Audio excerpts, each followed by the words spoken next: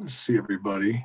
All right. It is that time. As always, guys, we appreciate you guys always tuning in, showing us love, showing us support. As always, this is the Metal Summit. This is your place to be every Wednesday night. As always, the first half of the week is dead. We start off the weekend right now. This is exactly where we want to be. This is where you want to be. We're blessed to what we get to do, and we are super duper hype, as always, to continue to do this. As always, we are your Island of Misfits toys. We've got Jason Perlswhite. We've got Angel Alamo. We've got the Bobby Dreyer, and I'm Jay, along with Psycho Steve, of course. Before I bring in our guest, I actually do need to start us off with an acknowledgement as well as a thank you and good prayers and good vibes. So the fact of the matter is, all of you fans that have been with us since the beginning, not to mention anybody who's just been involved in the scene and grown up with all of this, are all very much aware of our recent loss and passing of our dear friend of the show, a very dear friend of mine, and just somebody who has been very, very good to us as a whole and supportive of what we do, in Tawny Katane, who we lost last week, unfortunately. For you guys watching the show, she was one of our favorite guests that we had back in March. Getting to talk about everything that she did, whether it was Rat, whether it was Whitesnake. I'm a big movie buff and I love Witchboard, so I was very, very excited to get to talk to her about that. So it was incredibly heartbreaking for myself, my mates here, to hear about that passing, especially with it being unfortunately not that long after her father had died recently, which I knew meant a whole lot to her. So we just wanted to take a second to thank her so much for being involved in the show and give out a lot of love and just respect to her in general. Love to Winter and Rain, her daughters. Love out to Chuck, her ex-husband, as well as David and any of her friends, family that, you know, had the opportunity to be a part of her life and to meet her, whether it was at a signing, whether it was a longtime friendship or anything like that. Angel, I'm going to kick it over to you, brother. Talk a little bit about your fondest memory when it comes to Tawny. Your mic is currently off.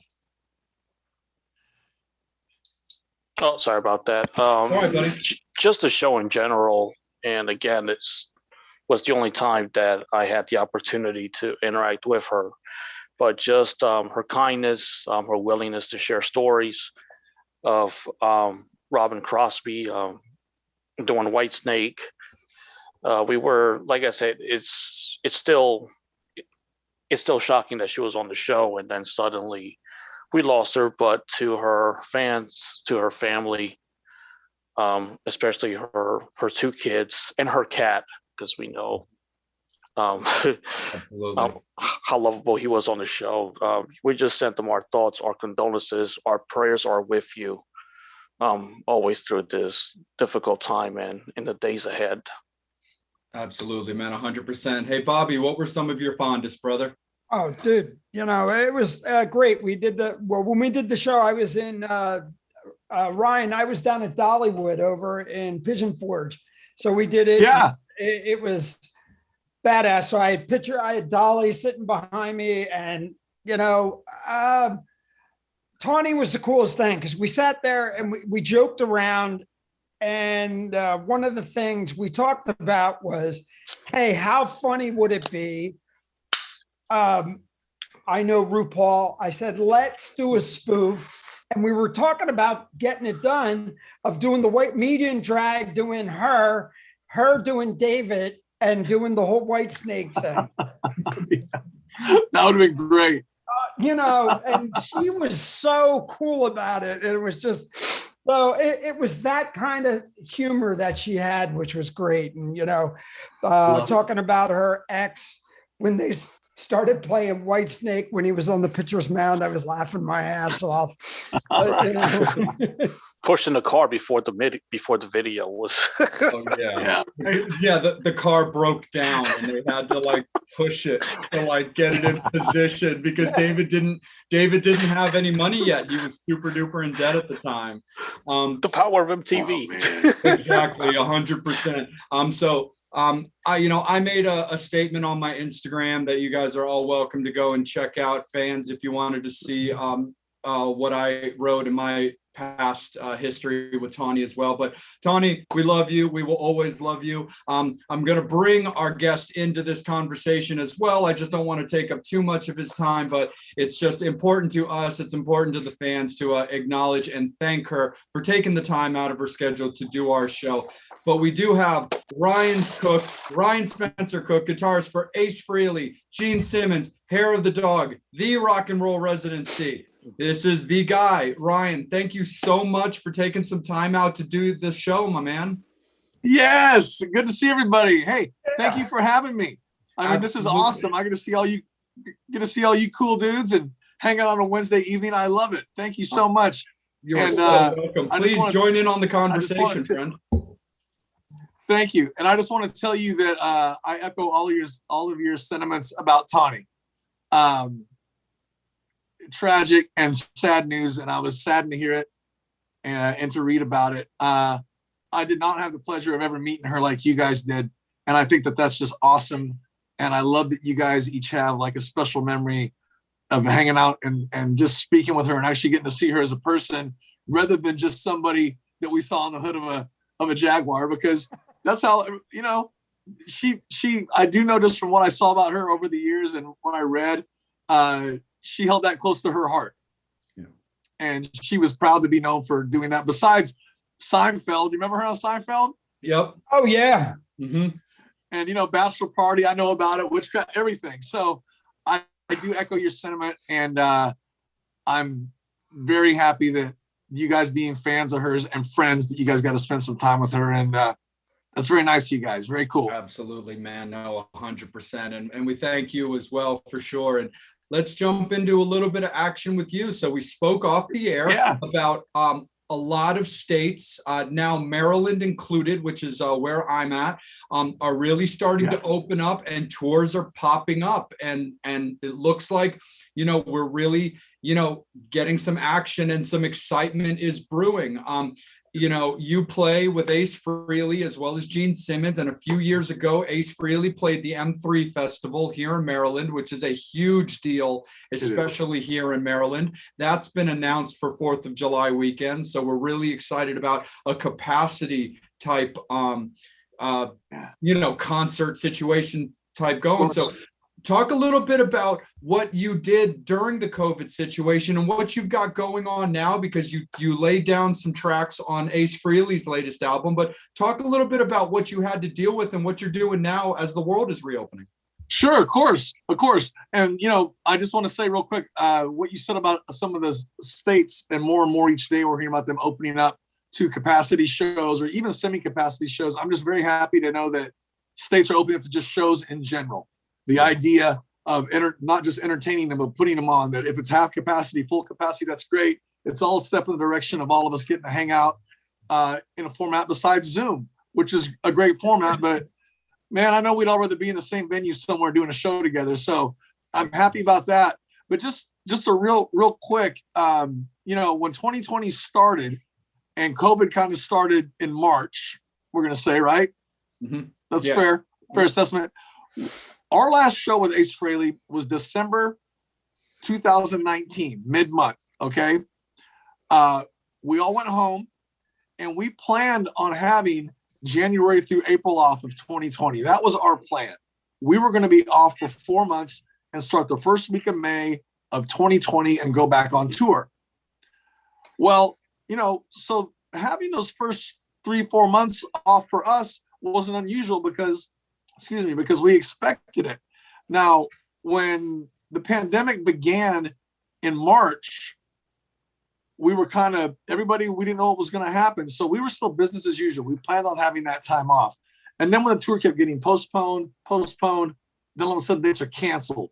And it wasn't just us. I'm very aware of that. It would be really selfish of me to be mad about it, because if it was just the Ace Frehley band that would have been affected by the pandemic, I think I'd have a right to be upset.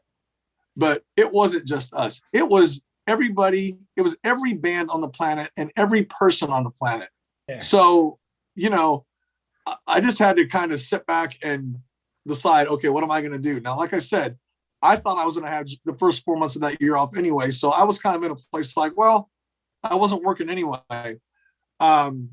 Then there was a month of just like, what do I do? And I think that you can go back, and I can't remember because there was so much stuff, but we started doing, like everybody else did, home videos, just checking in. Hey, how are you? This is Ryan from Gene Simmons Band. This is Ryan from Ace Frehley. Hey, this is Doug Aldrich from the Dead Daisies. Hey, this is, Michael Anthony from and Sammy Hagar. Everybody around the world was just checking in. So that's what guys and bands did for a while. A lot of people were recording stuff at home, and then all of a sudden the combined recordings of recording via Logic or Pro Tools and all that kind of happened. So you would see videos pop up of us doing a song with Tyler from Queen, or with Christopher from Accept, or just with all of our friends. And that became a thing for a while. A lot of my friends bought home recording gear and started, learning. I bought the gear, just never installed it. I have the makings here for a cool little recording unit. I just haven't installed it. Philip was already good at it. He got really good at it. And then we just started getting asked to do different things. And that honestly kept me busy for the whole year, man. It was just finding ways to be involved in this format and to make it work. Did it work? It did kind of. I think it pacified people, but no one was ever really satisfied with the whole thing of, it was cool to see Sammy Hagar and his band do something, like see them do Won't Get Fooled Again or something. And that's awesome. But I would have rather gone to, the DTE Center to see that live. Yeah. And I think we all would have, but that was a really long answer to your question, but it was just trying new things. I used to run once a day. I run twice a day now. I started playing a lot more guitar. I started doing a lot more stuff like this, interactive, online, and Zoom became such a big thing. Holy cow. Absolutely, brother. Like, it's easy to say this from our sides because we love what we've been able to create on this show. Do you feel that when it came to the COVID situation that, the ability for technology now with Zooms and Skypes and things like that, we're able to aid your business a little bit? I think it has. And here's the deal. Believe it or not, there are some artists out there that don't like to tour. And that's nothing. There's nothing wrong with that. I know there's nothing wrong with that. I personally love it. So I've really missed it for the past year and a half or however long it's been. But I do think that it did aid things in a way because all of a sudden, for example, I have a friend who plays in Evanescence. They did the Kimmel Show or something not too long ago. They did that whole thing from around the world. And all of a sudden, proximity didn't become an issue anymore when it came time to produce a show or a song or a record or anything. It kind of showed that we can do this from anywhere if everybody just puts the right tools in place. And I also think it made a lot of people come out of their shell because there are some people that are introverts, so to speak. And if you didn't do what we're doing right now in the past year, you weren't heard of. Yeah. And I think it kind of may have forced some people to come out of their shell and realize that, hey, this isn't really so bad after all. And what a good way to connect with my fans and not leave the house or the studio. And that's really what a lot of people, not myself, but that's what a lot of people really are more comfortable doing. And if it is, good for them. If there's an act that only wants to tour 30 dates a year, this is a perfect format for them. But For sure. I don't fall in that. I'm ready to go. My bag's packed back here. Nice. Absolutely, brother. Ready. We definitely can't wait to get you. Mr. Dreyer, it is all you, brother. Hey, I'm bringing the gear out. All right. We talked a little bit offline and we're not going to mention the company in Nashville, but so you work with a great company. When I seen you and Jeremy play with Gene's band in Lancaster and then with Ace at the Kiss Expo, I was like, damn, where the hell are these guitars? And I'm like, vintage. I'm like, who the hell is this?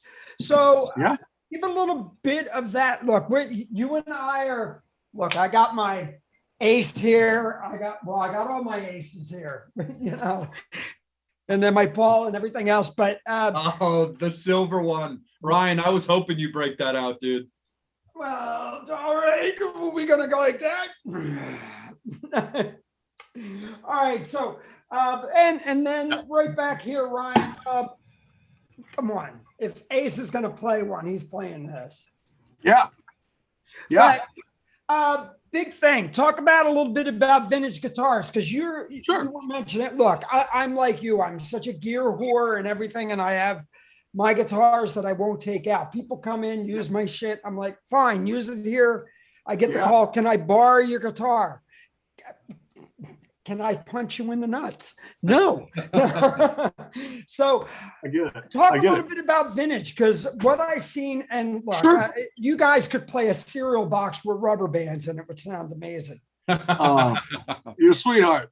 You're a sweetheart. I appreciate that. Thank you. But let me just tell you real quick. I can't talk about vintage without mentioning Gibson. All right. Because Gibson is the road. Gibson is the road that I started on, and it's still near and dear to my heart. The one that I just showed you is a 82 Les Paul Custom. Ooh. That was given to me by my folks as a gift when I was a kid. And I was 13 or 14 years old, and Wow. we were off camera talking about not only the monetary value, but the sentimental value that instruments have. And people have certain items in their life that can't be replaced by instruments. It doesn't have to be an instrument. It could be a grandfather clock. I don't know what, but you understand my point. Yeah. So I've got two full boats of Gibsons here. I've got Explorers. I've got Les Pauls. I've got Flying V's. I've got acoustics. It has been my life, right? Over the years, I've had the awesome opportunity to tour around the world, and I've had a lot of stuff stolen over the years on the road. It could be backstage. I mean, it could be a cymbal case. It could be a wireless system. Fortunately for me, knock on wood, wherever it's at, I've never had a guitar stolen on the road. But we started getting so busy in so many places, and things are moving so fast that I'd be lying if I said it didn't go through my mind like, oh God, I hope all the gear got packed up when we're in South America or when we're in Japan or whatever. Things happen, right? And I was thinking, okay, I'm going to go to Gibson and I'm going to replace all my stuff with road guitars. Right? Right. At that time, we got approached by Vintage. And the first guy in our band that had a Vintage V100 was Philip. And Philip just came in one day just raving about him. He's like, oh my God. He's like, I love this guitar. He's like, play this. And I felt it, and the weight was good, and the action was good. It felt really great. We're like, wow, this is awesome. Jeremy, play this. And Jeremy's like, wow, I love this. Excuse me. And Philip said, look, I can introduce you to the rep that I'm working with, Rick Taylor out of Dallas. That's where the whole thing started. And they've been so kind and so generous to us. And they've literally bent over backwards for us. If we ask them for a certain guitar, they make sure it goes through the pro shop, through their guy, Kevin Easton, to make sure it plays the way we want. They've actually met us on the road to deliver guitars before. It was just the timing couldn't have been better. Because like I said, I was on the road to replacing all my Gibsons I didn't want to take out anymore. And Vintage stepped in and have been so nice and awesome. And I'll always complete and probably add to this Gibson collection with more Gibsons. But I got a really good and grateful to have an awesome relationship with Vintage, because you guys, they've taken such good care of us. Where are they based out of, Ryan? Texas. It's a European company, and but Rick Taylor's our guy right outside of Dallas. And man, if you go to will they be at Summer NAMM? They will be, and they have been. Very cool. I'll see. All right. Nice. Great guys. Great guys. And I'd be happy to introduce you to whomever if you're interested. But man, Cool. we've turned so many guys onto those guitars because everybody's like, hey, just like you said, hey, I saw that Lemon Drop, or hey, I saw that, whatever. And they're good guys. And they make quality instruments. And honestly, you guys, it's priced for a beginner or a or a veteran player. It's just good stuff.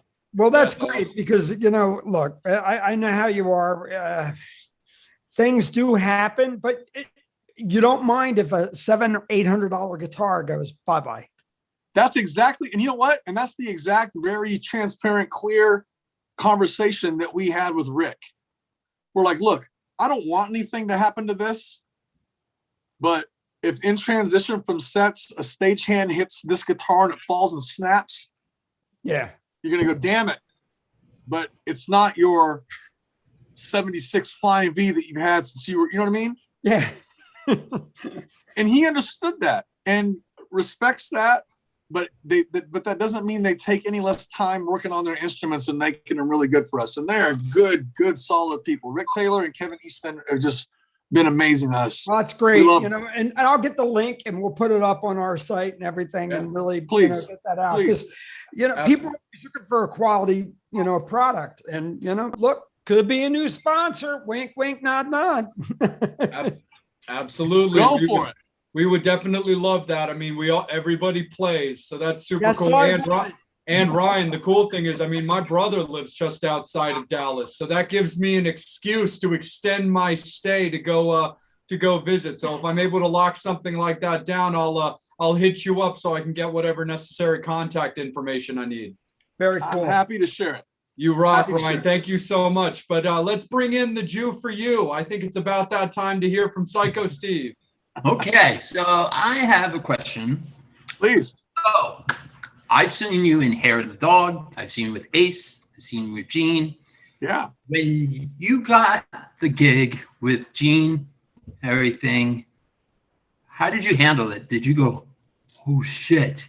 Yeah. Oh my God. Did you have to audition for it, or did you know him prior? I admit, I'm sorry, guys. If you see me reaching out, if you've seen something jetting back and forth behind me, my cats are just all over the place. So it's not a rat. Okay. We're used to it. Yeah, Look, we are. Zsa. Nice. Okay. Hey, So- Motley, look. So anyway, oh, nice. You have Motley. That's great. Yeah. So I'll give you the Reader's Digest because I don't want to kill you guys with this. I've been a Kiss fan since I was 6 years old. I'm 51. Okay. 51. Yeah, 56. So, okay. So we're in the same wheelhouse. So I've been a Kiss fan since I was a really young kid, man. First grade.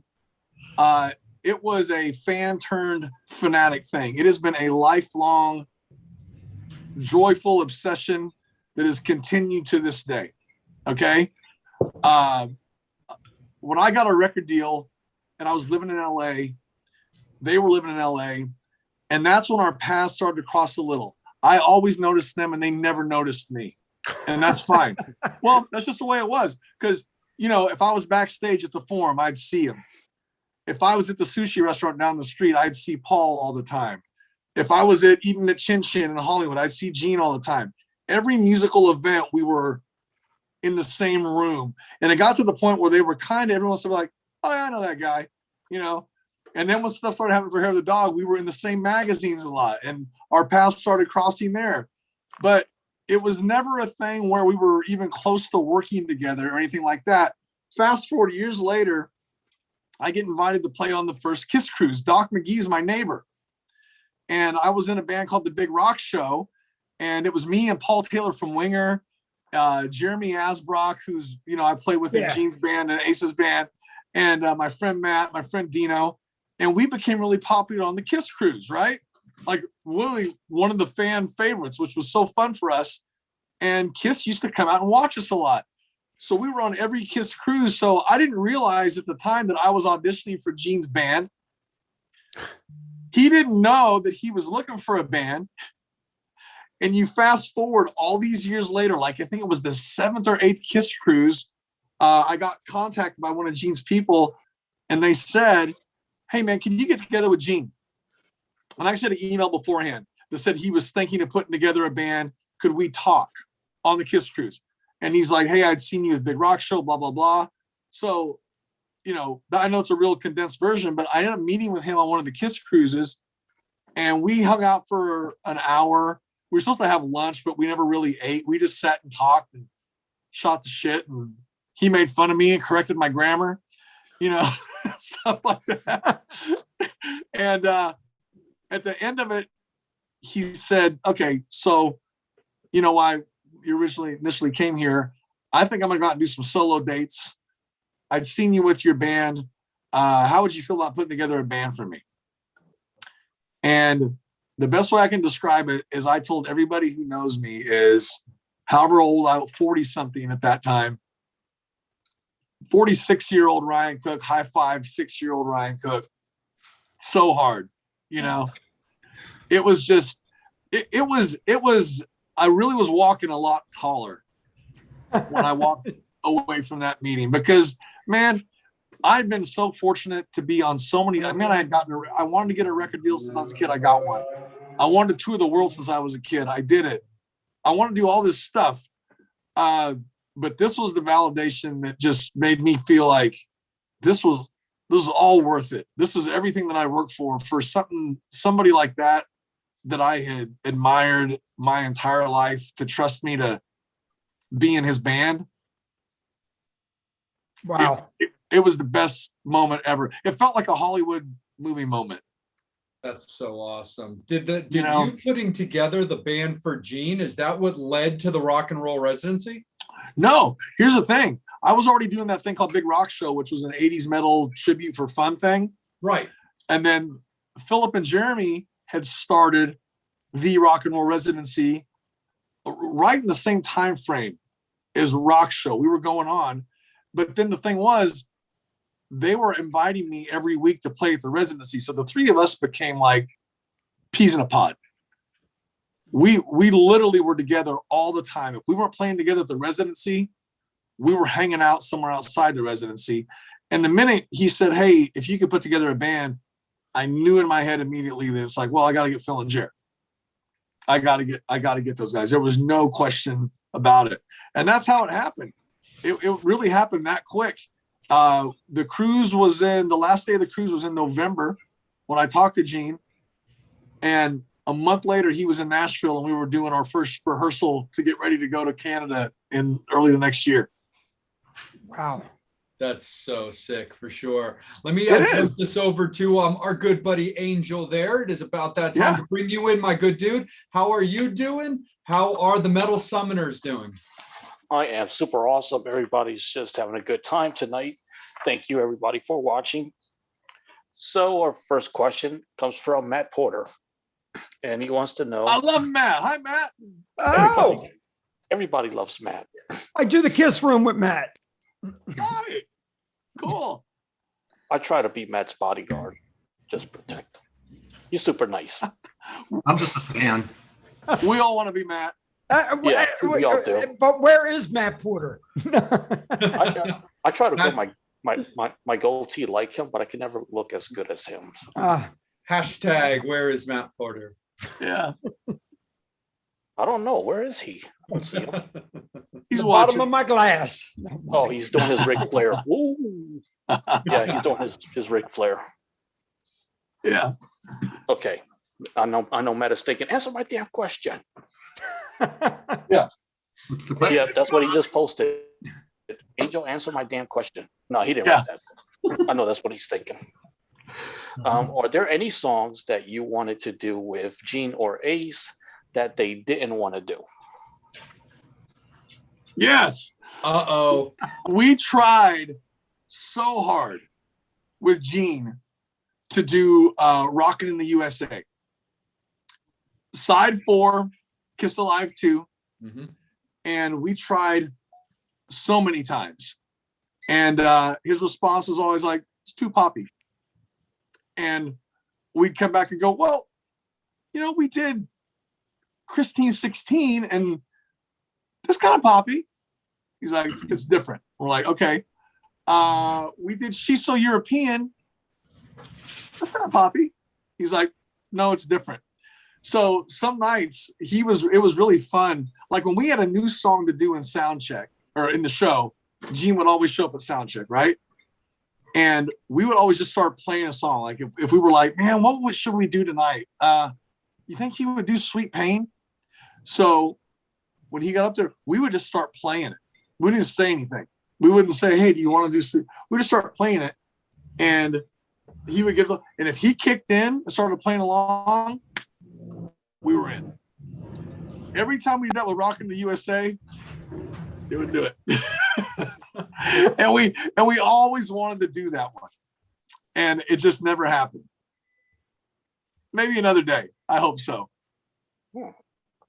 And now we got Ian. He wants to know, tell us about your meat hook.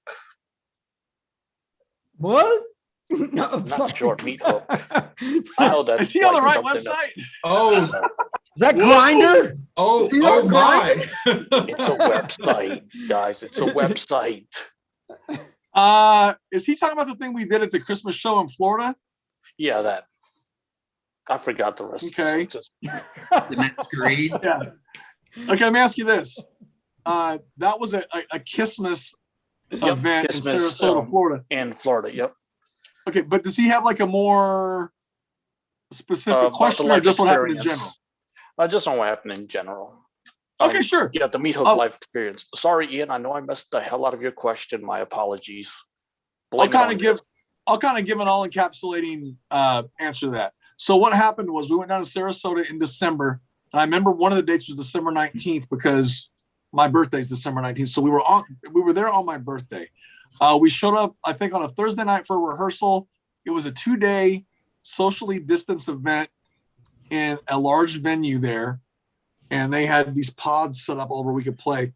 Jean Beauvoir showed up, who all the Kiss fans know for All Night, Who Wants to Be Lonely, that kind of stuff.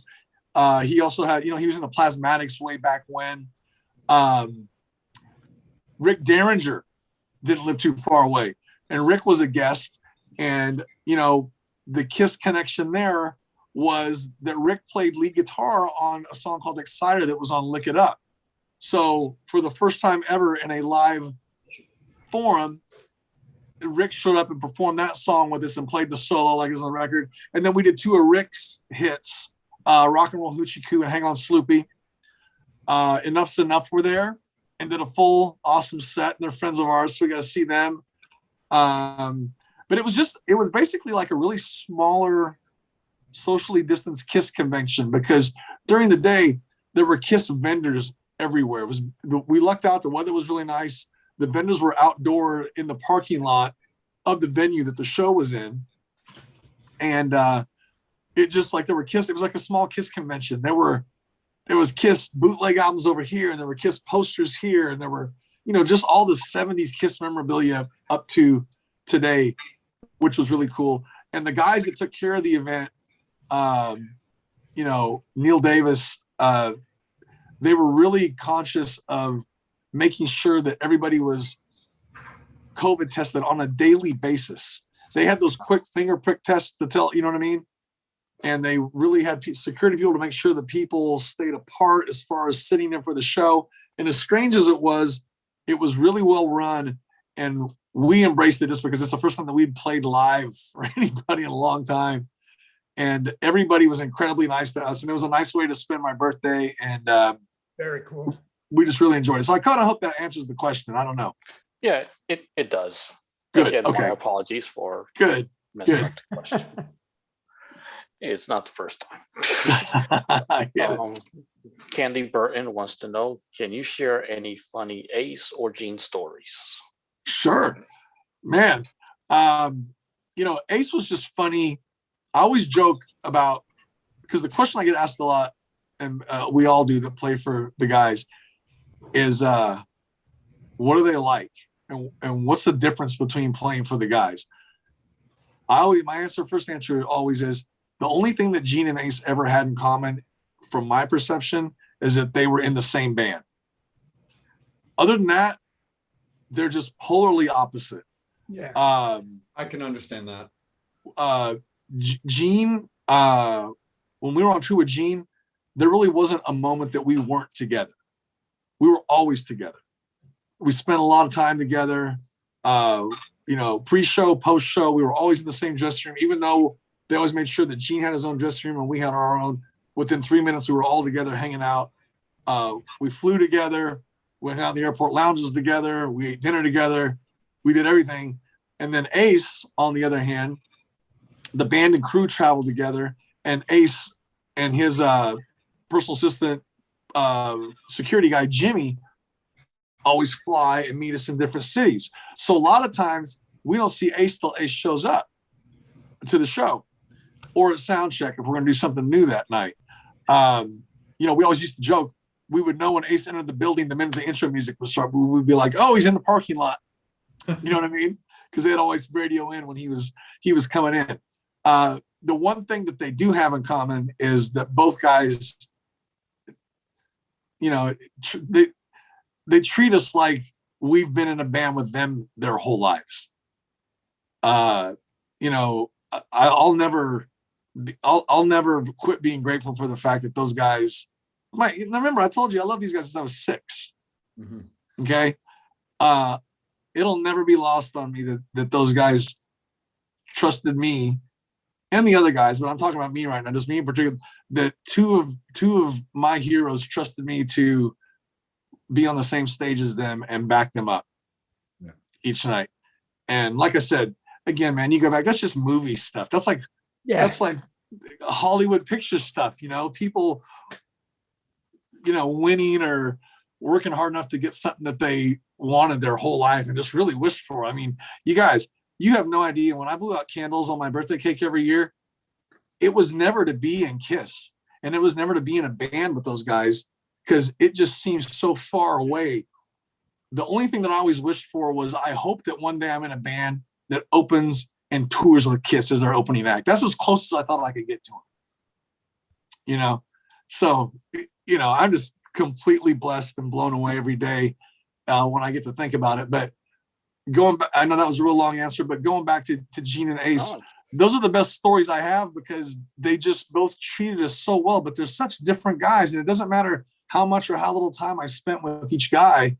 The end of the day, I got to play with two of my heroes, and they both treated me like I was in KISS.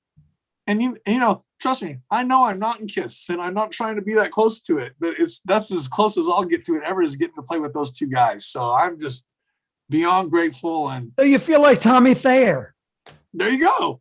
Look at Tommy. I mean, and the thing is, I do understand that a lot of KISS fans aren't on board. I love Tommy. I think he's great. I do too. And I'm going to tell you that when Tommy first started working for them, when he was in the KISS flight suit, doing whatever menial task they asked him to, Tommy has done nothing but treat me with respect and kindness since the first day I met him when he was working for KISS, up to the second when I see him walking on stage in the full spaceman outfit. Yeah. Tommy is a cool freaking guy in my book, man. He really is. And Eric too, and happy birthday, Eric. Yep. Yeah. Ryan, real quick, I want to step in real quick. It's Jason. I just want to ask you real quick. You mentioned that we know that you're not in KISS. You're in the solo projects. But do you consider yourself as part of the KISS universe because you're in the solo projects? Yeah, I do. Okay. And I'll say I do that respectfully and cautiously. And here's the thing. All of us wouldn't be talking right now if we weren't KISS fans. Okay. And that being said, over the years, especially with social media being what it is, we all see the chatter between KISS fans. Yeah. Very passionate, right? Yes. Very passionate. And and the pendulum swings really hard, man. It swings really hard as to where people stand about certain issues with KISS. But I do understand it all comes to place from love for the band, and I respect and appreciate that. I do want to just make it real clear that I know I'm not in KISS. I'm not close to being in KISS. I don't feel like I'm anything near as important as the guys in KISS. But as a KISS fan and all the stuff we've followed over the years, I do recognize the fact that we have become a footnote in what people call KISS Street. I'm the first and only part of a group of guys that got to be in Gene Simmons' first solo band for his very first solo tour. Yeah. And I recognize that, and man, I'll wear that badge proudly. And I have no qualms telling people that I did that. Now I don't have like a sandwich board ringing a bell outside, but if people ask me about it, yeah, if people ask me about it, I'll gladly own up to it. And I do feel like that we are definitely a footnote in an era of that band. And it's going to also always be noted that those guys went directly from Gene Simmons' solo band to Ace Frehley's solo band. Wow, that's half a Kiss. And I sit back and go, wow, that's half a Kiss. You know, I'm proud of it. Really proud of it. That's cool. Absolutely, for sure. Angel, I want to kick it back to you real quick, man. Let me get your question, brother, if you don't mind. Okay, not sure we can do the 2 more fan questions and then mine. Sure. Okay. Okay. All right, cool. Brandon Fields, he said, Hi, Ryan Cook is Brandon. the man. He said, I just got done having dinner with Pete Marzulli. Marzulli. On a scale from 1 to 10, how badass would it have been if you were with us? I would say it'd been a 15 if I was with you.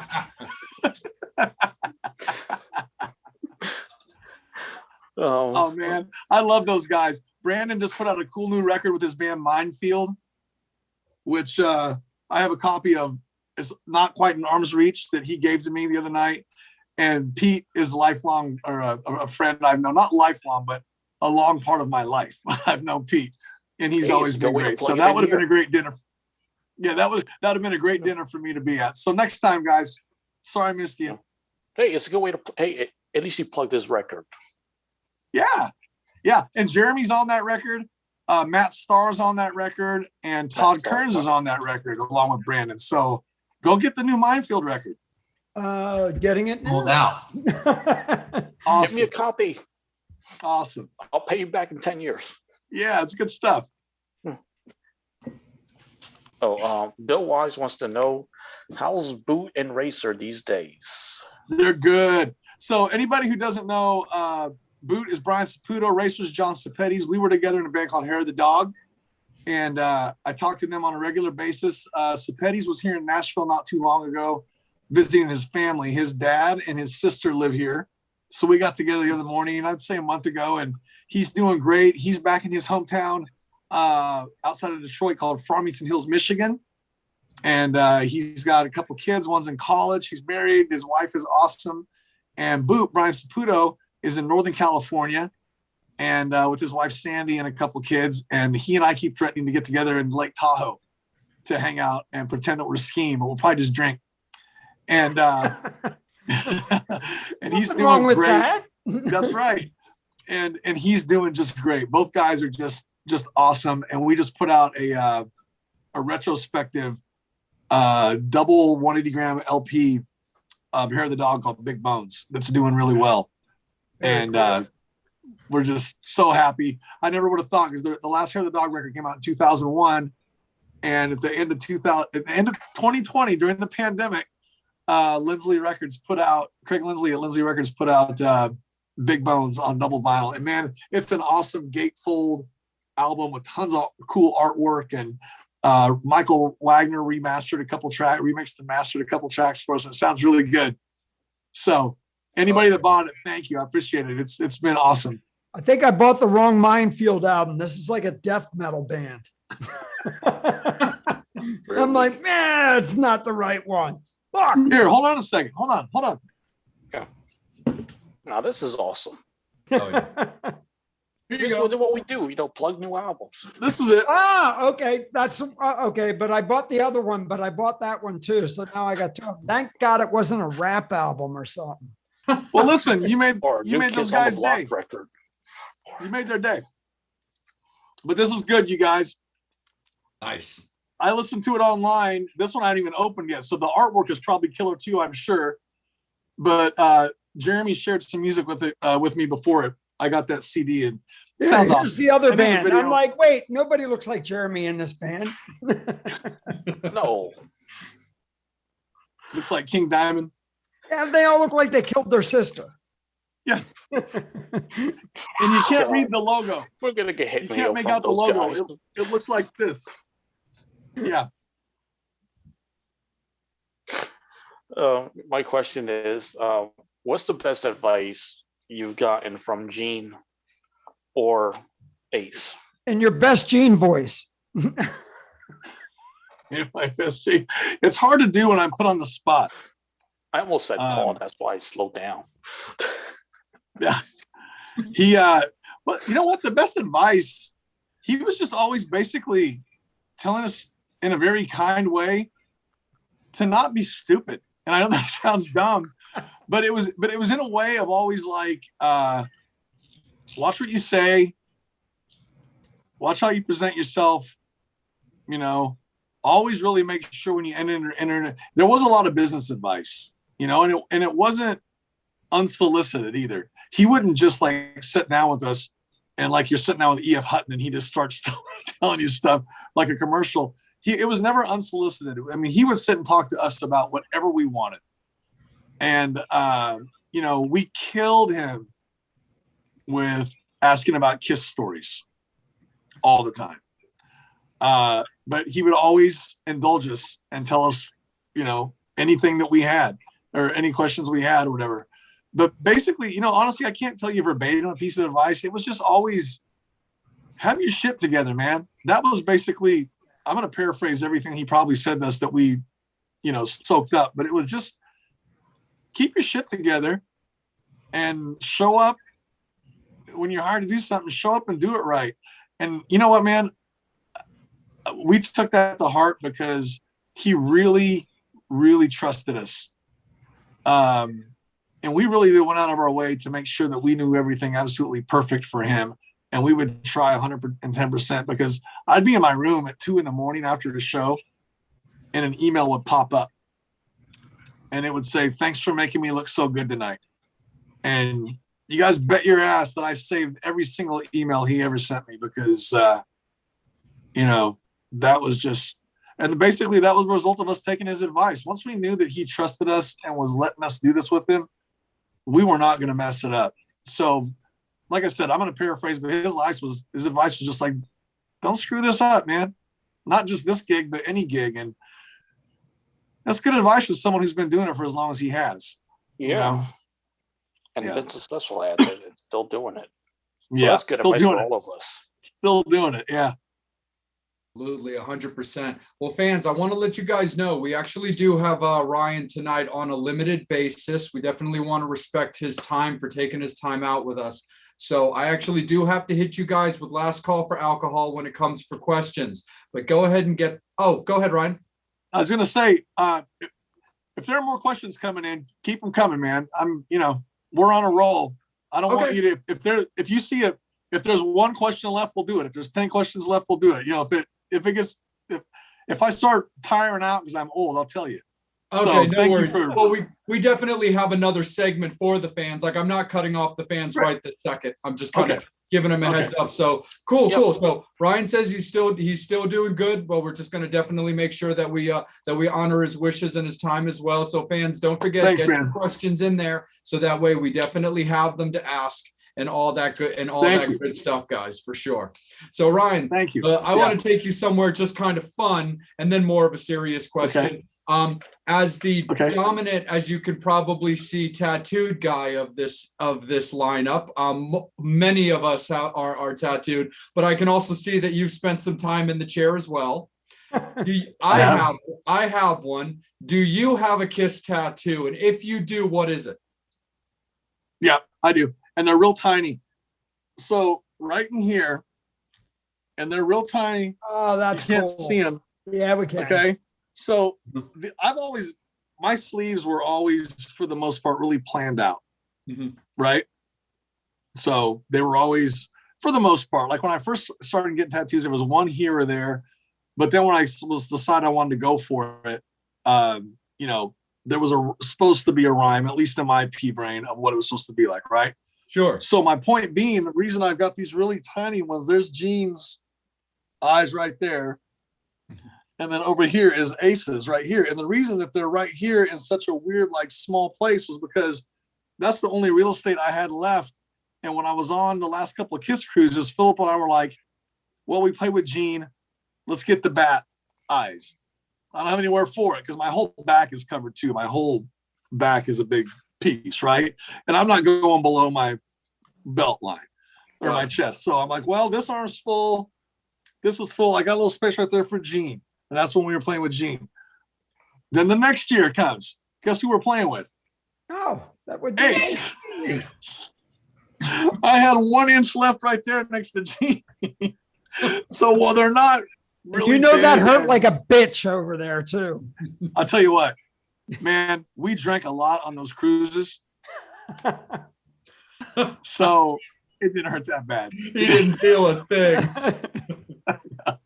What are yours?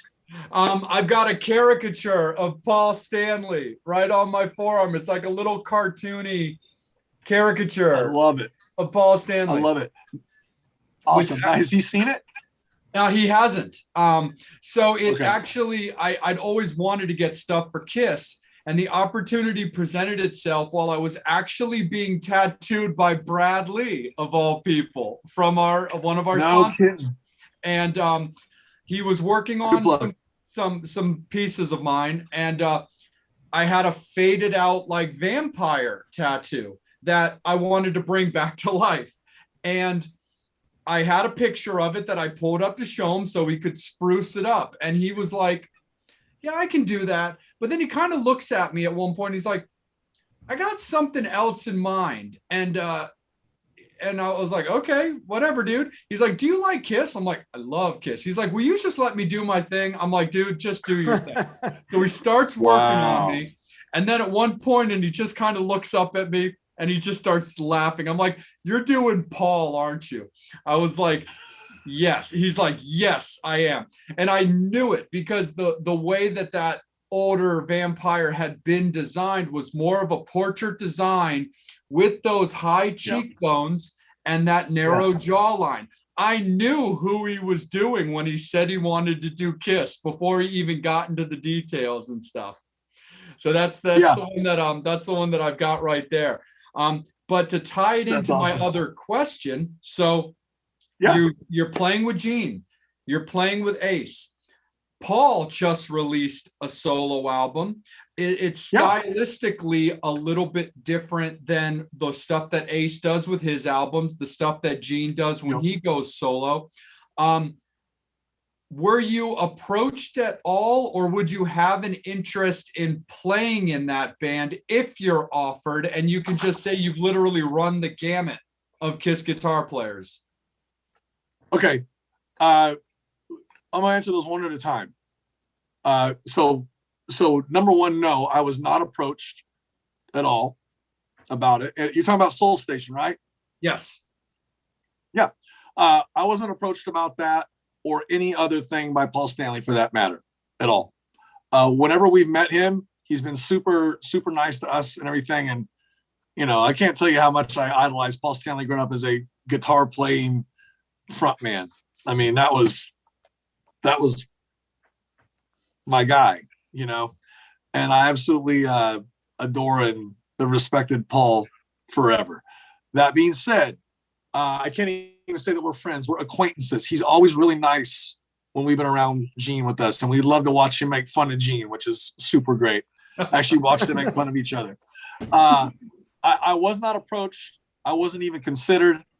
To answer your question, though, and this is completely hypothetical, and I don't want this taken out of any context at all, because I have never been approached about doing anything with Paul Stanley ever.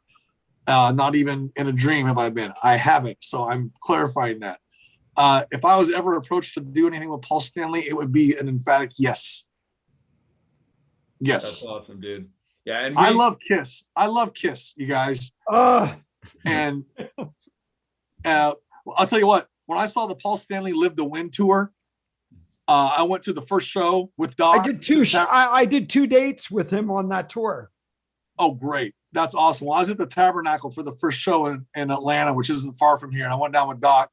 And when he did Magic Touch and when he closed the show with Goodbye, Mhm. I'll tell you, as I sit and watch that band, which is a kick-ass band, I sit during every song and went, I wish I was in that band.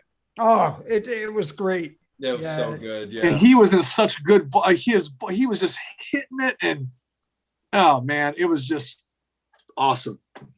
Loved it. I loved it.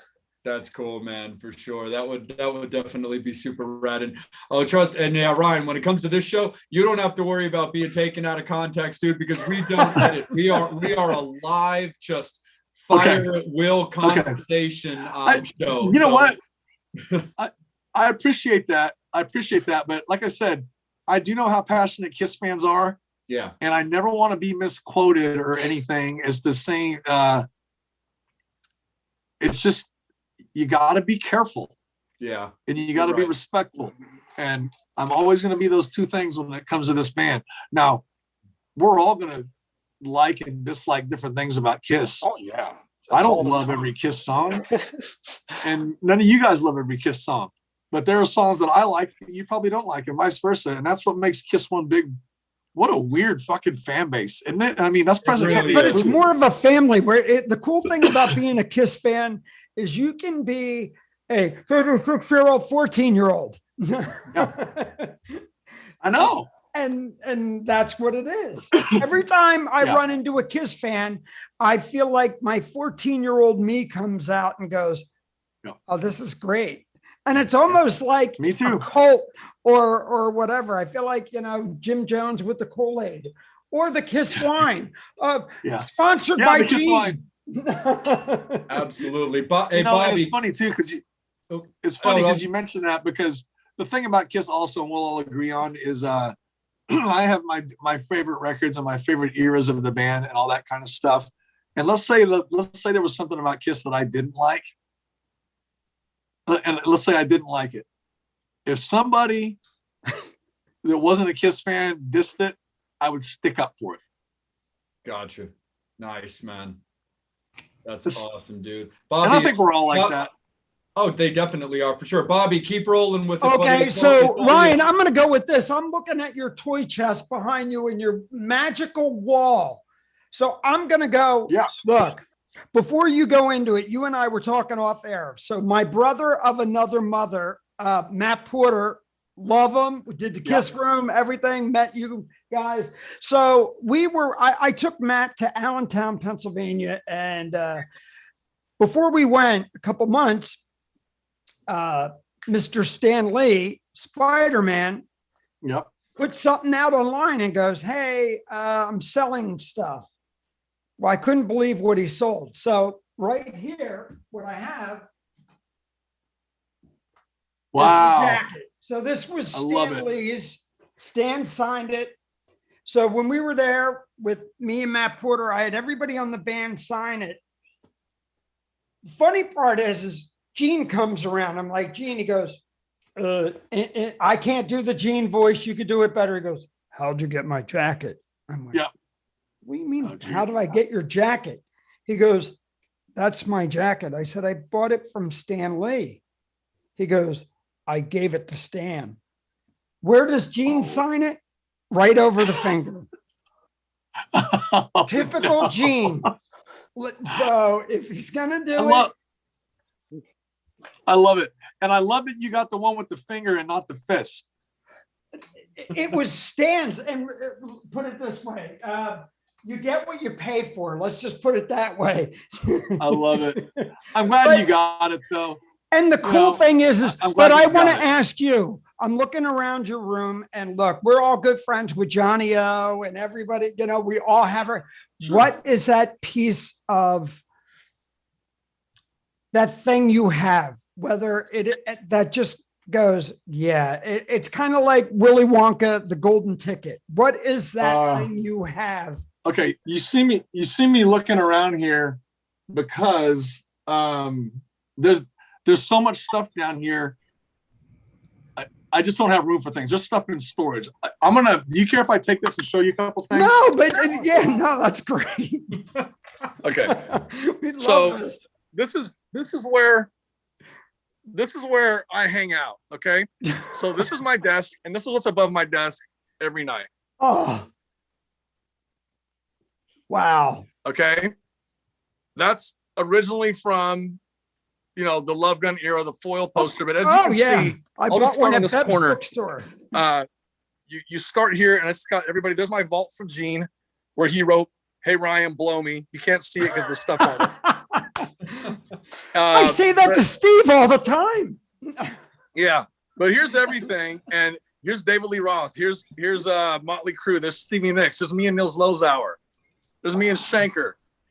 There's Lep. There's Hair of the Dog. A centerfold. We did the rainbow. Here's one of my guitar boats, and then close by, there's a Gene bass. There's Tyler. More Tyler. There's Joe Perry. There's some Hair of the Dog up there, and you can just see. There's the first vintage ad that was ever in print in Guitar Player. There's Keith Richards, drug free America comes first. And then you just kind of, here's where I sit and practice. Love Here's the some Kemper. artwork from some fans in Japan. Now the Willy Wonka thing. Yeah. Here's one of them. Childhood Dream. There's me and Ace throwing down. Oh, The first time he and Gene played together in 13 years. There's me and Ace again. Here's Plant. I Love Zeppelin. There's me with Skid Row in Vegas. Here's I bet my fridge is louder than your fridge. no, I got mine right over there, and it's got my metallic. Is yours loaded? Is it loaded? Oh, fuck. Bobby's loaded. What are you talking about? There it is. There you go. So look, just keep going real quick. Yes, it Here's is. one of the, remember this poster, the Subway poster? Yep. I've got all of them. That's the one that's framed. But there's my, this is a John Bonham platinum record for Led Zeppelin 4. There's Page. But you can just see, there's Peter. And it just goes everywhere. Hey, Ryan, I don't know if you Yeah. can see the drum kit behind me. That was Jason's kit from the O2 tour. Very nice. Wow, dude, I'm like, I love it. Oh, that's amazing. I'm like, I got like Kiss wood. Bobby, I've been looking at it Make for a earlier. condom. Are you wearing an LA Kiss football jersey? Yeah. What do you mean, am I wearing an LA Kiss? Of course he is. Why wouldn't I Right, wear hold on. this with Ryan on? And why would I, I love it. Go back a second, Ryan. There's Yeah. a mummy or something. Oh, that's where I sleep. Oh, The sarcophagus. Yeah. It's a daddy. It's not a mummy. Yeah. So that's it's 6 feet tall. You open it up. That is a CD DVD case. Nice. oh wow. Iron Maiden. Holy has Yeah. the same. Here's more Kiss. There's us with Cheap Trick when we played together. When Cheap Trick went on before us, with Gene at the baseball stadium in Minneapolis. There's me and Gene. This big piece here is from our tour of Japan with Ace. This is the Japanese version of Dynasty, which I had him sign for me. Wow. There's a photo of us at the show that night. Oh. There's the concert bill for it, and then that's the centerfold. But you can just see, man, this is, and then of course, here's Bert and Ernie. They're still wearing COVID masks, but of course they're Kiss COVID masks. And then there's with me and the guys. All the Mego dolls. There's some Van Halen. There's some Grand Funk Gold Records. I mean, and then back here, I love this. This is from the 70s, the cardboard stand-up that was in the record stores. Yeah. There's Ace hanging out, more guitars, and we've gone full circle. So, and of course, there's my Rocky sweatshirt that I always wear.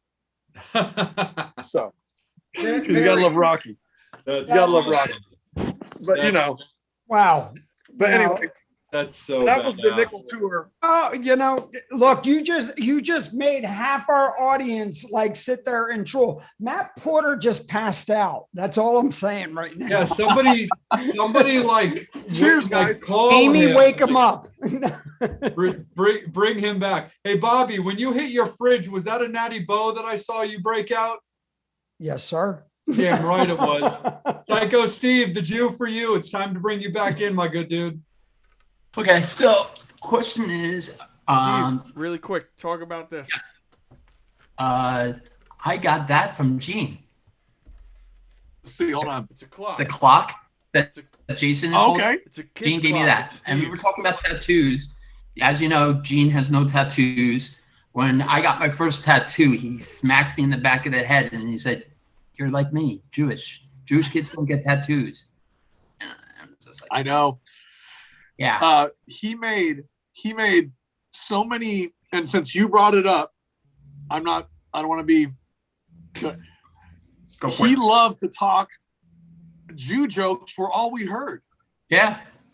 Like in the morning, breakfast.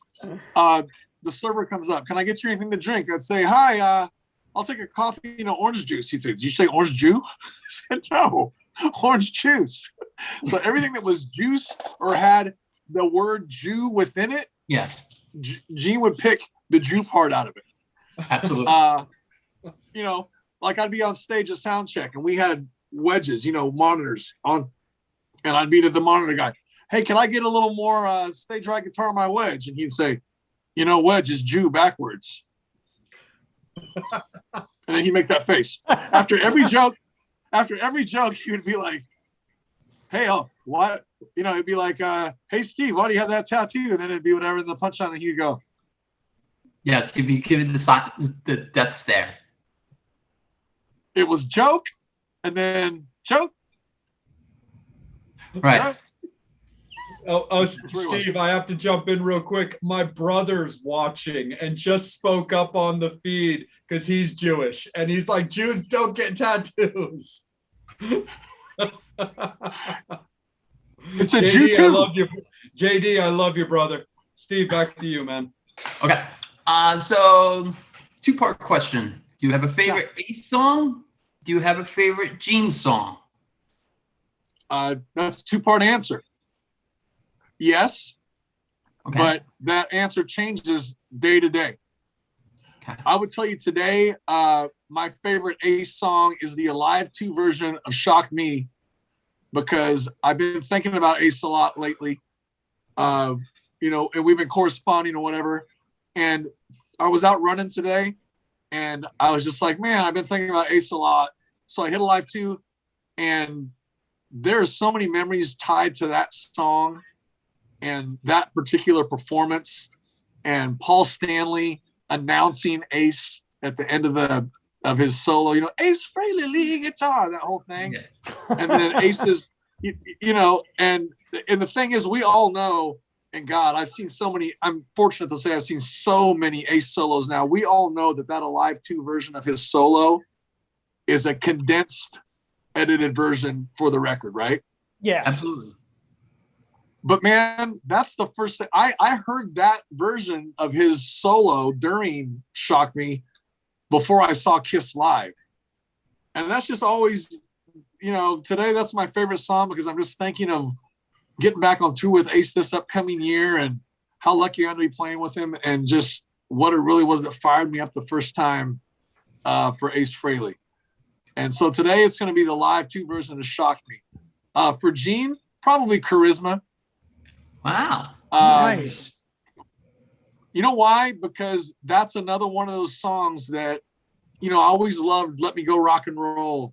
I always loved, Watching You.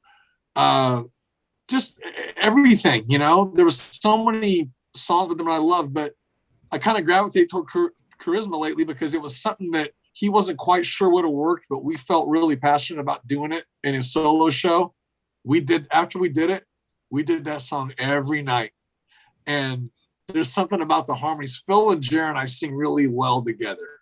We know how to do the stack, the harmony stack.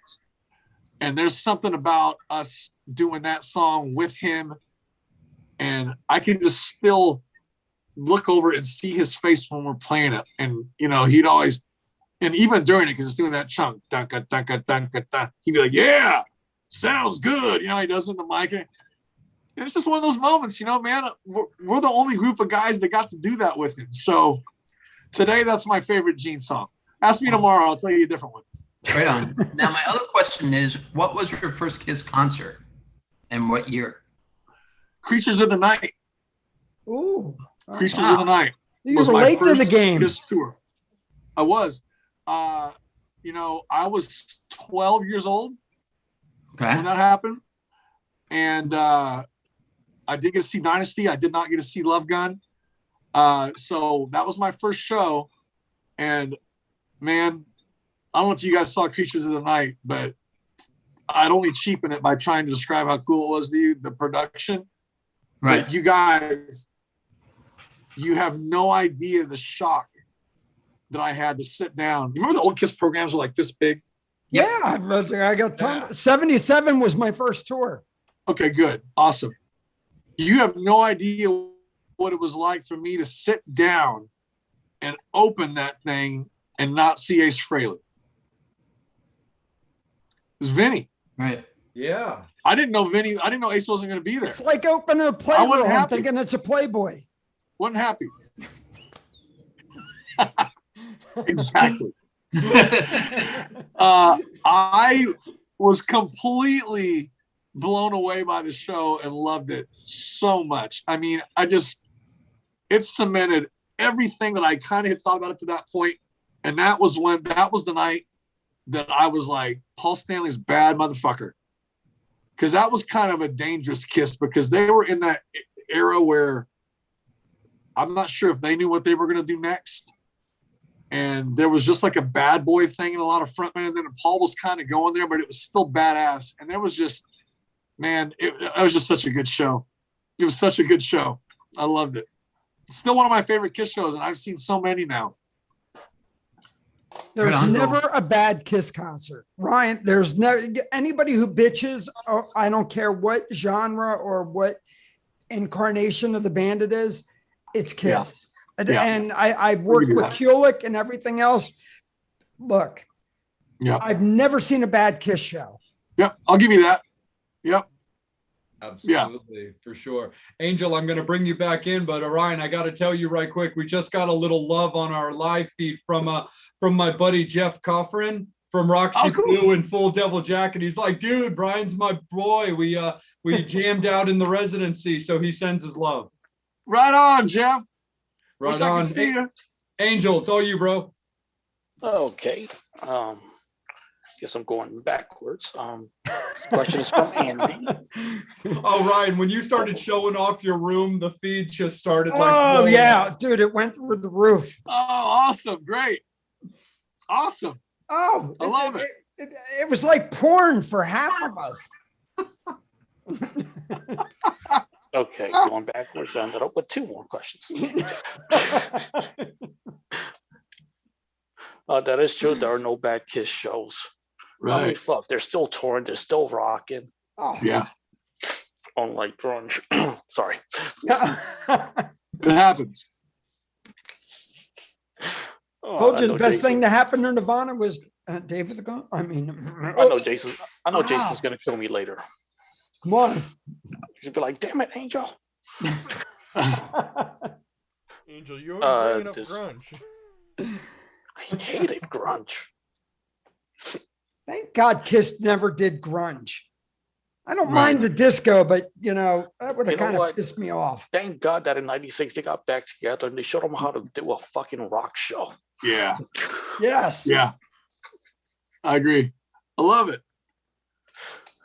Sorry, Jason. Okay, back to the questions. This is from David David Rosenfeld. What is your craziest Ace story? Oh, jeez. Oh, man. This is great. And I'm sure you guys might have read about it. I don't know where we were. Okay, we were in New York. And like I told you guys earlier, we didn't really see Ace until it was showtime. He was pretty close. He was pretty good about showing up within 10 minutes of walking on stage, right? So we had a show. It was a Sunday evening. It was somewhere outside of New York City. It was not in the city. And I'm stressing that because we're all pretty familiar with getting around the city. And if you're not, it's in grids and you can find your way around, right? We played at this theater, and I'm just going to make up a time. Let's say we're supposed to go on at 9:00, right? We're expecting Ace per usual, like 8:45, 8:50. We start at 9. Everything's good. 8:45, no Ace. 8:50, no Ace. 5 to 9. Our TM gets a call. Okay, they're on their way. They just got a little turnaround, and he's with his and his security guy Jimmy wasn't there. We had a guy filling in for him. Okay, that's important to the story. So 9:00 gets there. There's no Ace. Okay, guys, it's going to be 9:15. We're going a little late. All right, 9:30, no Ace. Call TM. Okay, they're lost. And we're like, and this is a day, you guys. This is a day and age of what do you call it? Navigation on our phone. GPS. Waze. GPS, everything. And we're like, okay. Ace has a driver, so Ace isn't looking. He's trusting the guy to get him there. 10:00, no Ace. Oh my God. And we're like, are we going to go on? Or what's going on? No, he's going to be here. He's going to be here. And then our TM's going, well, this place has a curfew. So there's nothing. Come to find out, the new guy who was filling in, got completely lost. I don't know what venue. He put in the venue the same name, probably in another state. So they're so far away. They're gone. No. They find a guy, a pedestrian on the street that's just walking, and said, hey, do you know how to get to the such and such? The guy gets in the car. He's, oh, I know where it's at. Sees that it's Ace, freaks out, gets in the car, gives them directions to the venue. And then the next morning, the guy's on the front page of that paper that he found Ace Frehley looking for the venue and got into the gig. Oh my God. So, the guy made the paper. That's hilarious. Only Ace. You'd have thought at some point, if the driver, Ace, saw that he was lost, Ace would have looked at his phone and went, oh, let me just put this in and get us there. Didn't happen. They literally pulled the guy off the street, got him in the car, and that guy had to teach him how to get there. And then that guy ends up on the front page of the paper next day of like saving the show for Ace Frehley from Kiss. So what time did you guys wind up hitting that night? It was at least 90 minutes after we were supposed to, and we still I think curfew was midnight. So we just jammed through it and we did it. We made, if we didn't make curfew, I didn't know about it, but we did do our whole set that evening. And it was just like, Ace got lost. Can you believe it? Yeah. Yeah, we can believe it. Yeah. It wasn't even his fault. It wasn't. But you would think at some point that he would, you would think at some point that he would take over and go, okay, let me look at Waze in my phone. It didn't happen. Yeah. So, there was all kinds of funny stuff. He would just say funny things, I remember one night when we were in Japan, we were getting ready to go. We were taking a flight from Tokyo to Osaka. Okay. And we were getting ready to leave. We got done with the shows in Tokyo. And he's like, okay, guys, I'll see you on the cruise. I'm like, Ace, we're going to Osaka. We got like 4 more shows. I got his own world. I gotta ask, dude, does Ace still have that laugh? Yeah. Oh yeah. Yeah. And it's on stun. It's hysterical and it's loud. Yeah, he does. It's great. He's so much fun to be around. He really is. He's just a character. He just really, really is a character. I love that he loves to talk about his clothes. I'll be like, hey man, there's some cool boots. Oh, you like those? I got those on sale for $600. Like, oh, those are great. I'll be like, hey, nice jacket. Oh yeah, I got that at the outlet mall today. I got the mall. I was at the mall. Yeah, he's a lot of fun, man. We love him. We love him. That's awesome, man. Absolutely. Angel, keep rolling, my dude. This is a question from your brother Andy. Yeah. Your brother Jay. Oh. Ex Ryan to tell me about meeting Lemmy and getting him to sing on the hair of the dog. Oh yeah, man. This is awesome. But good question or good story. So when I was in Hair of the Dog, we were getting ready to do our last record. We were living in Los Angeles, and I wrote this song called The Law. And if you don't know it, look it up. It's on YouTube everywhere. Just Hair of the Dog, The Law. You might put featuring Lemmy. Wow. But anyway, we had toured with the tour for 3 months was Hair of the Dog, Nashville Pussy, and Motorhead. Ah, very cool. Yeah. And we went everywhere. It was a lot of fun and just had a blast. For us, it was an interesting tour because some nights it was really good for us, and some nights it wasn't, because some nights the Motorhead crowd was really having us, and some nights they weren't. So I think that's in hindsight, that's what made it so fun, because it was just like, am I going to die tonight?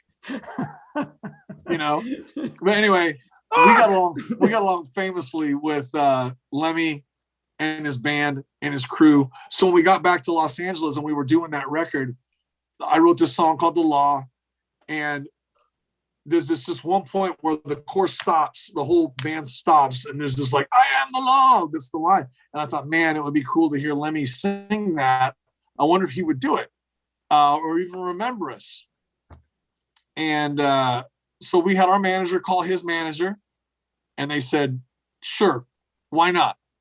And we were like, wow, that was easy. Well, how much is it going to cost? Let's just figure it out, and we'll pay him. So our manager went back and said, okay, that's great. The guys are thrilled. What do we owe you and all that? And they go, you know what? How about this? And I think this was what got in there. They go, instead of paying him, and I was like, oh boy. They go, instead of paying him, can you get a car service to take him around for that? Because see, Lemmy didn't drive. Yeah, I knew They that. go, yeah. And they go, he needs to go to the dentist that day. Can you get a car service to pick him up and take him to the dentist? Wait for him. And after the dentist, he'll come to the studio and sing on the record. We're like, fuck yeah. Fair enough. Yeah. And so that was the payment. And then here was the better part on top of that was, we were always drinking and everything, hanging out at the studio. That was just part of the fun of making the record. And we said, wait, Lemmy? can we get him anything to eat? What should we have for him? Marbles. Does he want anything to eat or any particular booze? And they go, just a couple bags of Ruffles and a bottle of Jack. Yep. We're like, Ruffles? They're like, yeah, sour cream and onion, barbecue, that kind of thing. But just have a few bags of Ruffles and some Jack. So that's what we paid him. So Ryan, real quick. So I flew back from Winter Nam probably got to be 5 years ago. And I get on the plane in Orange County, and I'm sitting there and I'm on the plane, and all I see is this pair of jeans and boots and this guy putting a hat overhead. I got the seat next to you. And I look and I'm like, for 5 fucking hours back to Philly, I went, oh my God, I'm sitting next to Lemmy. And I'm like, do I do a selfie? And he's how his hair is and everything. So we get off and I'm like, he was doing the thing with Megadeth over in Camden at the time. Okay. But he smelled like Marlboros and a bottle of Jack the whole time. And I was just like, when you were saying that, I'm going, all he ate was junk food and Jack. And that's all he would say. Till the day he died. Yeah, 100%. That's Lemmy. But Dude, and that's rock and roll. That's what he was. Yeah. Dude, Yeah. I would have been like, fuck the car service. I am the car service. Yeah. I would have risked my what? job over that deal. I would have been like, no, I will take him to the dentist and wait and hang and drive Lemmy again. But how cool is it? You have it documented on it's eternal. You will have it recorded that you did it with Lemmy, and how badass is that, Ryan? You lived the fucking dream. We did. No, look, you showed us your room. You should, dude. I could go over. I'm going. Oh my god! Look, we all have our, gotcha moments. Look, my best friend's Linda Carter, who I sit here and get a chubber about all the time. And everybody goes, how do you know her? Same fucking thing, dude. My 13-year-old me comes out and I still get a stiffy. I love it. Oh, that's great. And I'm gay. There you go. Angel, let's kick it back over to you, buddy. Fans, it is last call for alcohol. Ryan said he's down to answer all your questions, so let's get those questions into the feeds, guys. It is last call for alcohol. Angel, it's all you, buddy. Okay, 3 more fan questions and another one from your brother. No worries, buddy. Brother, I love you. Okay, you're hold on, wrong question. No worries, buddy. It happens. What are you, Red Beach, and Paul Taylor up to recently? Ooh. Oh man. So we have these epic sushi nights that wind up at a crazy barbecue joint bar. Hey, only in Nashville? Only in Brentwood, Tennessee, right? I know what they're talking about. So there was a photo I posted not too long ago, and Reb was in. Paul Taylor from Winger lives here in Nashville, right? I just had dinner with him right before I came home to see you guys at a place around the corner. So Paul and I are buddies. We've been friends since the Los Angeles days.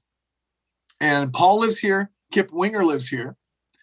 Reb is still in Pittsburgh. John Roth is in Memphis. And I'm not sure where Morgenstein is living these days. But anyway, since Kip is here, they typically come here to rehearse to Nashville before they go out and tour, before they do a run of shows.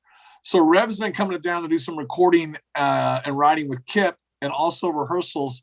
So when they're done recording or writing, the 3 of us get together at this sushi bar that we love, and we drink too much sake and drink too much Sapporo. And then we get a car and we go over to this barbecue joint and drink too much beer and Jack Daniels. So that's what we've been doing. I can hardly wait to Summer Dam to hang with you this year. Me neither. I definitely can't wait. A lot of fun. Reb is great. And man, Paul is one of my best buddies. I've known him just forever. And that's a whole great group of guys. Well, keep Really in good. mind that Ryan is in Nashville, and in August we will be in Nashville At Rockin' Pod. Yes, we are. Great. Yes, and Mr. Matt Porter will be there with the Kiss Room. So yes, Love Ryan it. will have his ass over there. Yes, I'm single and I will be there. Oh, I love it. So the Talisman, we're playing at that. Yes. Yes. Chris told us, and we got everything all hooked up. We're Great. all at the hotel. It's going to be Danger Will Robinson. Yeah. Yeah. That's going to be That's how it's fun. I'm supposed happy to to hear be. that you guys are going to be there. Hell Come yeah. on, we got to go for some Nashville hot chicken in the middle of the night. Like we'll go to Crystal Chicks or something. Hot chicks. Of course. Oh, we're you for don't hot want chicks. Crystal. Hot chicks. There's hot chicks, but you don't want You don't want hot Crystal. No. Hot Crystal Chick sandwiches that you get over there, or hot chicken.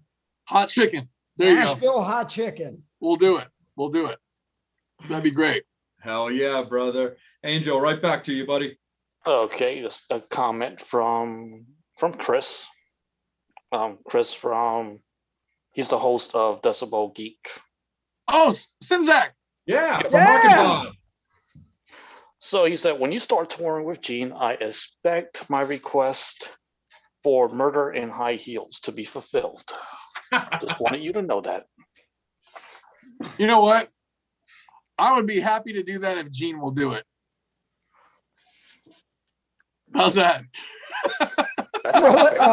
Sounds good to me. Was that the movie where he dressed in drag? No. No, what was the horror movie where Gene dressed in drag? Never Too Young to Die. Never too young to Yeah. die.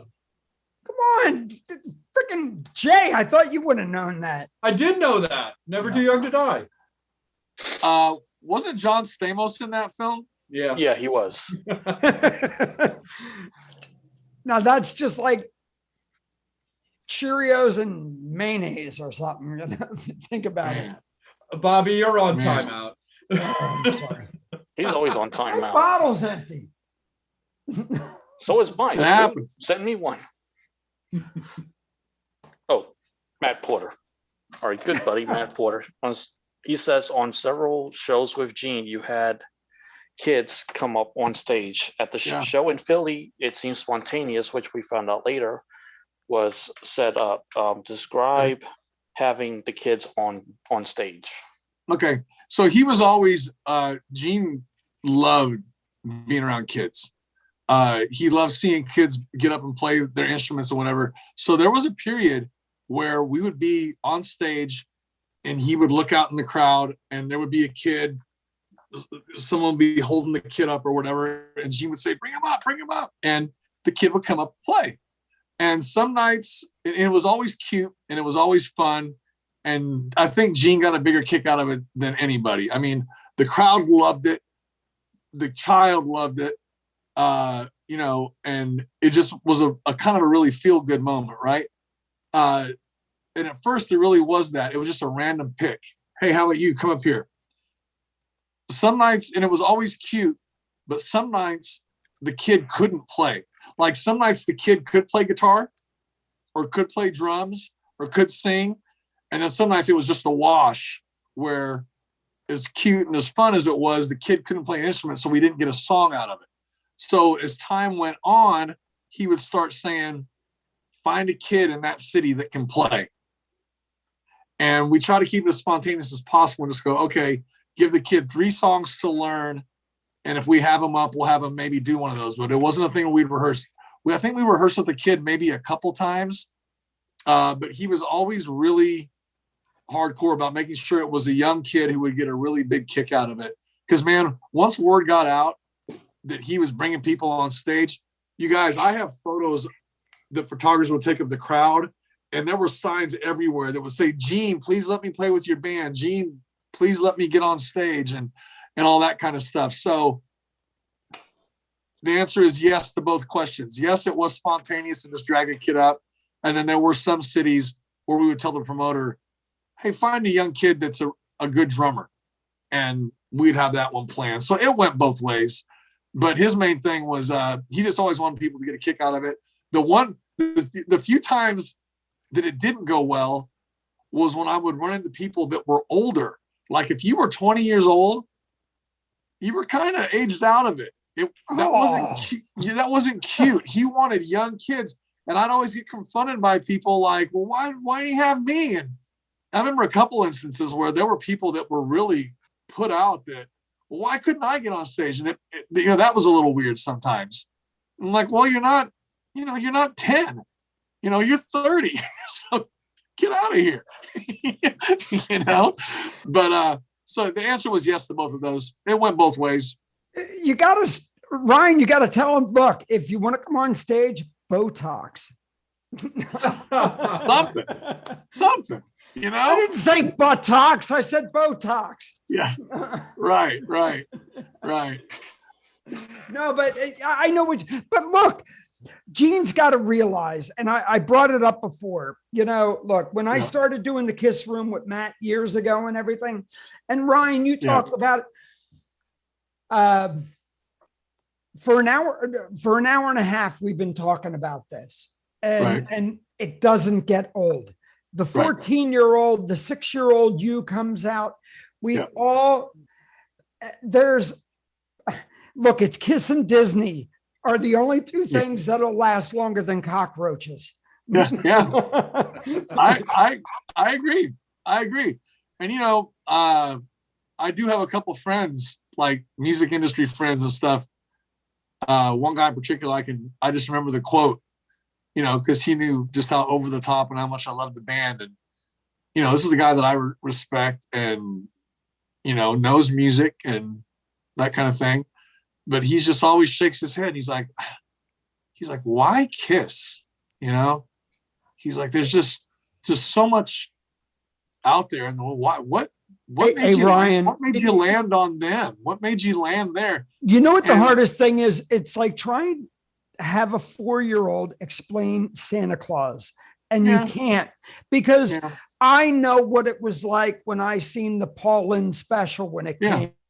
Yeah. And Kiss Meets the Phantom and this, and and Yeah. people can dissect shit, but you don't understand. It's Yeah. like, and a term that I use way too much, and I self-admittedly I know this, but something I say a lot is, for me to try to tell you would only cheapen it for me to try to explain it to you, because I just never be able to get out what it is. What is that it thing? I mean, there's a lot of things, but for me to sit here and try to explain to somebody all night who doesn't get it, I don't think I'm gonna be able to. real quick story. When about 7 years ago, I left a 4-year institution college and went to Monco. I walked into Matt Porter's office. Kiss was supposed to play there on May 11th in 1974, opening up for Argent at Montgomery County Community College. Matt had a poster on his wall that David Snowden made for him and had hanging on there. And David. So I walked in and I just went, and that thing, I went, dude, you like Kiss? And it was like, yeah. And here we are. And it was like the Bond hit, everything. Yeah. He goes, I do a Kiss radio show. I'm like, can I get involved? And I'm like, it was that whole thing. And it was like, Detroit Rock City all over again. And it was See, but I get thing. And I get that.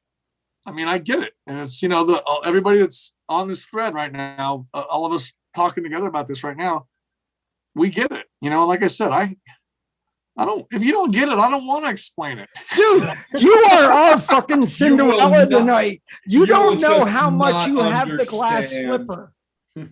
Yeah. You are the guy with the glass slipper. The guy with the glass slipper. Yeah. Yeah. Yeah. No, it's not worth explaining. They just won't get it. It's just, it's like, and Jay can even say, it's like people who like horror movies and everything else. Stop trying to explain shit. But Kiss, the cool thing about it is like, look, I don't know, man. Yeah. I hear a Kiss show coming into town. I'm like, It's an event. I look like Frankenfurter in Rocky Horror Picture Show coming down the stairs. I get it. I get it. I get it. Sure. Angel, let me bring it back over to you, man. Do we have any final fan questions? No more fan questions, but one question from me. Of course. When you're touring, you have to adjust to the climate and so on. What do you do to keep yourself healthy on the road under all of those circumstances? You know what, man? I want to tell you, like the last few runs with Ace and everything, you just have to go with the flow. We traveled, we were doing what we call weekend warrior stuff with Ace. And even with Gene, you fly out Wednesday night, you play Thursday, Friday, Saturday, you fly home Sunday, then you're home a couple of days, and you fly out there. So the taking care of yourself part, I think for us, came in between on those days when we're home, because the travel is so hard and so hectic when you're out there. You just have to go with the flow and keep up and just be present. It's a lot easier on us. Even though we do I sing lead on a couple things, but I sing background on everything. Being a lead singer in a band is harder than doing what I do. Like if you're just playing guitar, that's one thing. If you're being a lead singer and playing guitar, because drummers are very physical and they have a really hard, difficult gig. You know what I mean? But they can drum with a sore throat, and they'll admit that. Drumming, if you ask a drummer about singing, they're going to tell you drumming's harder, and I get that. But if you got a sore throat and you're not feeling well and you're the lead singer, it's going to all fall apart, and it sucks. So the point I'm making is it's harder on Ace and Gene, I feel like, than it was on us. Because even if we didn't feel good, I could still go out and play a whole show. I mean, if I felt so bad, I could go puke in a bucket and come back. But that never happened. But I'm just exaggerating for effect. Right. It was basically taking care of yourself when you got home, because you had to be ready to fly, to ride, to play, to load out, to ride, to fly, to play, to load. You know what I mean? And it was just this vicious thing that happened 72 hours at a time. So I'm just going to say, keep your head down, keep your nose clean, keep up. Hey, Ryan, real quick, are the guys as excited as you? I mean, Jeremy and Yeah, you know, every bit. you are like shot out of an effing cannon, and Matt Porter and I are like the same way too about Kiss. Yeah. But do the three of you get together and go, "Oh, fucking pinch me"? All the time, Dude, all the time. You know. Yeah, no, we became friends because of Kiss. Seriously, I truly mean that. Phil and Jeremy knew each other before I knew them, and they became friends because Jeremy was playing a show one night, and there was a guy in the crowd, a long-haired dude wearing a Kiss Love Gun shirt when you couldn't just buy him. It came, at Walmart or Forever 21. Back then, if you had a Love Gun shirt on, it meant something. It was like, what the fuck is that guy? You know what I mean? So after the show, Jeremy found him and they talked and they became friends. And then years later, here comes the Kiss Cruise and I need to put something together. I reach out to these guys and we became friends because of Kiss. And it's just the three of us became, like I said, it's just an inseparable thing. You see us on stage, we get off stage, we shower, we go out. The three of us, we're out for the night. We come back, we're back in town. We're apart for 24 hours. All of a sudden we're together. We go out, we do something. They're, like I said, when Gene asked, hey, will you do this? I did not think of two other guys besides them. That is Just so cool. Yeah. And the coolest thing is like I said, Summer NAMM coming up, and with all of us being at a thing, we really want to promote vintage guitars. You guys have really, look, if you're a Kiss fan, watching these guys are rocking an instrument. I mean, let's get this thing on the market. But, Thank you. Ryan, thank you so fucking much for being here tonight. This has been so much. It's been like a hang in, Yeah. Thank you guys. So great. Ryan, we had a quick sorry, brother. We had a quick pop-up question for a fan, Angel Little, who would like to know your thoughts on Gene's Asshole album. Okay, this is fantastic. I'm glad you asked me this. I'm going to tell you earlier. I've never heard the entire record. Is there a song called Dirty Livin' or Dirty Lovin' or Dirty Sweet and Dirty Love or something? Yeah. We did that song once. Oh, we did. We played that song. And I'm, like I said, I never owned the record. I remember seeing the cover of the record and Gene was in kind of like a zoot suit kind of thing or something with all the girls around. So I know that one song. We played it, I think, twice in the 2 years that we were out. But the best thing about that is Shannon, his wife, used to come out and visit on the road a lot. And one of the best things was just watching her freaking, fling zingers at Gene, just constantly making fun of him. But yeah, it's the first track. What did she say? She said that asshole was his self-titled solo album. Yeah, it's the first song on the record. It's called Sweet and Dirty Love. That's what we did. That's awesome. I don't even remember how it goes right now, but I think that's the only song I've heard off of that record. So I have no opinion except that Shannon thinks it's his she goes, oh, it's your self-titled album. That's awesome for sure. Well, Ryan, we definitely want to thank you. I want to kick it up to Jason real quick. Jason, I saw that you connected back on with us, man. And I want to give you the last option to close out the show. If you got anything you'd like to say, buddy. Got nothing. It's all good, dude. I know I'm kind of like catching you off guard. It's all good, bro. He had his arm in the air. Yeah. He was like Horseshack. I know earlier the Bobby asked about do you guys pinch yourself because you're dreaming? Yeah. Do you have any scars? Yeah. Do you have any scars from pinching yourself? I mean, in a million years, I know you mentioned that like you never would have imagined this in a million years. Like No. it's just like I, it's like to be able to like normally I would ask a question about uh being meeting somebody or playing with Yeah. somebody that you've ever that you've always looked up to and idolized. And I mean, have you ever, like, I'm sure you've learned a lot from both Gene and Ace over time Sure. that you've never would have expected to if your paths have never crossed, you know? Yeah. Is there something that that I know you talked briefly about it earlier, but do you uh, is there that one thing that you will hold with you that came from either or both Gene and Ace um, as uh, advice or something that you're just gonna take with you for the rest of your life, no matter what happens?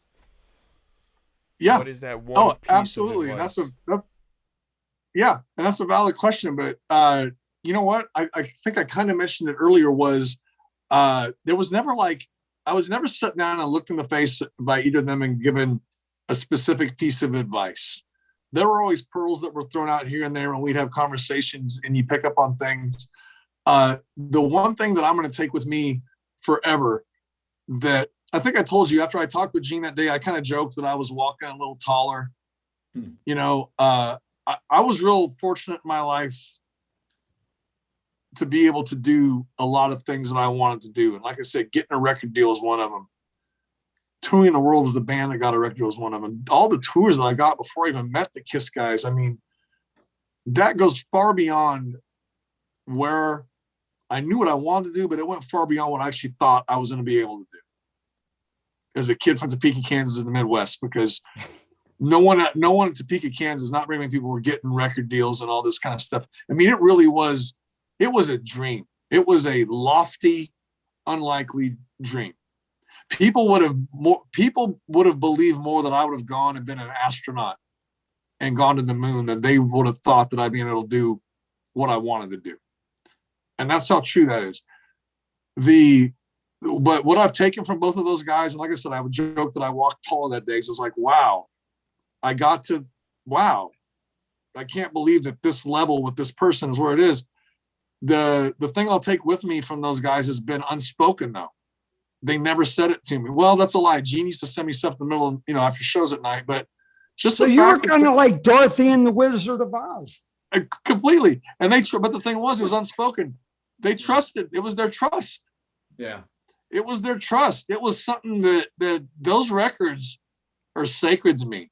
Oh yeah. I mean, just sacred to me. And the history of that band is sacred to me. And it's scary how much we all know about the band. It's scary. Just the fact though that I was entrusted to, these guys are here with me. And Gene or Ace saying that, and this is my band, and I'm going to go out in front of thousands of people and with these guys to represent me. Hey, Did Ryan, it. before you leave, thank you for being every one of us. You, Yeah, man. Jeremy, Phil, because Yeah. we all sit there and we look at you when we see you at a convention and we go, you are that person who, like when Thank you. Gene sang it on his solo album, When You Wish Upon a Star, Yeah. the Disney tune, Yep. dude, thank you so much. Yeah. Cause that just kicks That means butt. the world to me. You are that. Look, I'm goosebumping now. Everything that you talked about tonight, and I'm going, Yeah. that's Awesome. You made all our fans, everybody who's a Kiss fan, go, never let go of your dreams. No way. Mm-hmm. I appreciate that so much. And it's, I can tell it's heartfelt with you guys, and I appreciate it. It's, it's a special group of people, and, it's fun talking to you because I see that you get it. Oh, Dude, we can hardly wait for fucking Rockin' Pod. I can hardly wait for Yeah. dude, Yeah, me we're too. so gonna Me too. hang out. It's like, Yeah. Oh, and let me tell you guys, we will be out on tour before the year's over. So just now keep you really watching. got goosebumps on us. Look, Yeah. we'll always be Kiss fans. Yep. People who love the band, no matter Yeah. what incarnation it is, no matter who it is. We'll go to the conventions. Look, we buy the stupidest shit for no reason whatsoever. You have it, I have it. I mean, but and there's a reason. It keeps us young. And I don't look, fucking, we all can grow old. We never want to hear the end of. I hate when Kiss put the end of the road on their thing. I'm like, dude, don't tell me that. You're crushing my dream. Yeah. But thank you for doing what you are, because you are our Cinderella. Thank you. I appreciate that, you guys. This is awesome. Thank you so 100%. much. Ryan, Jason, let me really kick quick. it back up to you, man. Yeah, just one more last question from me. Sure. Did you ever have that conversation with Gene or Ace about why me? And if so, what did they say? No, you know what? It's just, it never hit me. I would sit there and think that a lot sometimes, because there are guys that, there are world-renowned, really famous guys that are way more well-known than me and probably better guitar players and better singers than me and everything. But it was just one of those things that I was so passionate about my whole life that as I look at it in hindsight and I've been able to do it, it kind of goes, that's what I wanted all along, and it's just that thing of just work your ass off and try to put yourself in the right place all the time. That's the only thing I can attribute it to is I was Seabiscuit, man. I was always just had wanting to do this. I'm not saying it was with Gene or with Ace, but it was this, what I'm doing. Because like I told you, I never imagined I'd be in a band with anybody in Kiss. But no, I never asked them. But I did tell you that a lot of times after shows, and I've got more than one, an email would just pop up in the middle of the night and it would just say, "You're on fire tonight. Thank you." Or thank you guys for making me look so good. And shit like that. And I didn't really need to ask him. It was like, we did a good job and he trusts us. So I'm going to tell myself that's it.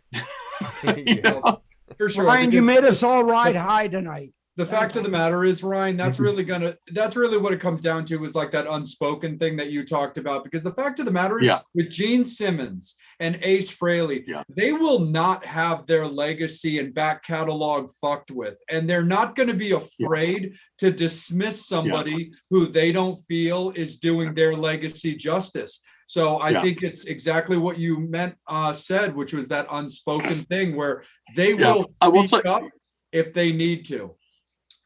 But they don't. I agree. To. And I will tell you, when you said trusting people with their legacy and stuff, I will tell you this. I did learn quickly that Gene suffers no fools. Yeah. There's just no time and place. And it's just visible and apparent and upfront. And it's like, he is a lot of fun. He's self-deprecating. He's respectful to us. He's complimentary and everything. But I'm going to tell you something. It's like, he's all those things if you do what you're supposed to do. Yeah. Hey, Ryan, really quick. Thank you for being all of us and being on stage, because like I said, thank you. You are all of us that wish we could be there. And we know that they're the hardest working band out there. And you are you, Jeremy and Phil are such a great representation of us. And we really appreciate it. You're welcome. And thank you guys. This is what, the best praise and what makes us feel the best is knowing the Kiss fans like what we're doing. So Absolutely. That's all we want. Yeah, we'll definitely bring you back on, Oh, Ryan, dude, for sure, because we got more to lovely. discuss. Maybe we'll do something later where we bring in Oh, we're going to do something live bring in in Matt Porter Nashville. and we do like kind of like a Kiss blowout episode or something cool with that. But Ryan, I want to thank you guys so much on the Brotherhood's behalf and the fans' behalf, the Metal Summoners, the Kiss fans, all of your fans. Yeah. Thank you so much for staying being on with us so late. We really got to vibing, but it seemed like everyone was having a great time, man. But Ryan, stay connected on with us just until we get queued, so that way everything is totally cool. But thank you so much, Ryan Cook, for spending his evening with us. Thank you so much to the Metal Summoners. We love you guys so much.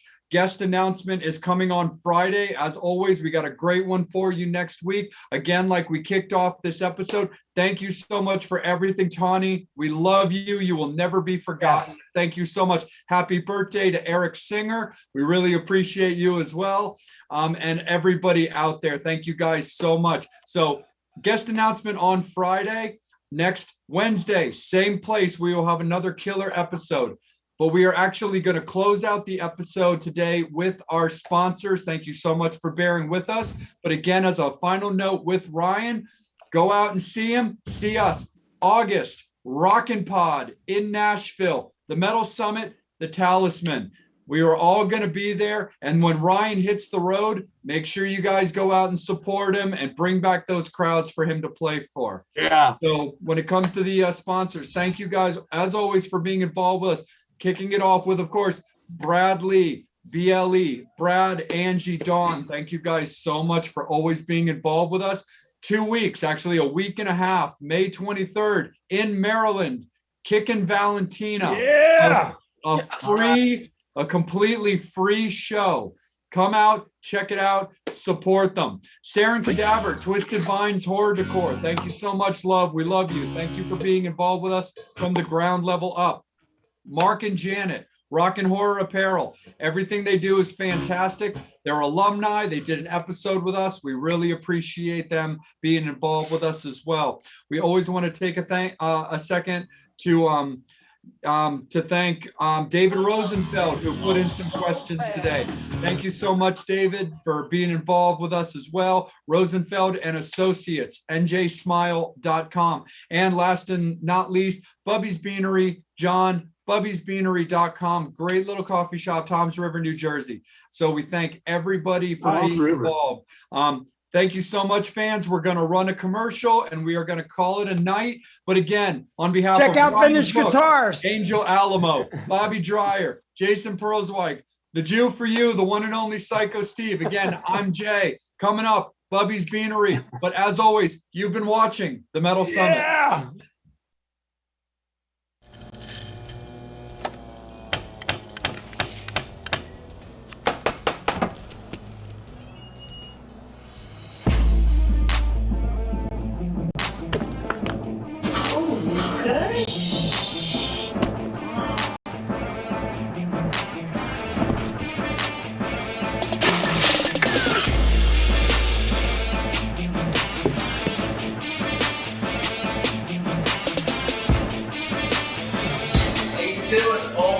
God, what happened to you?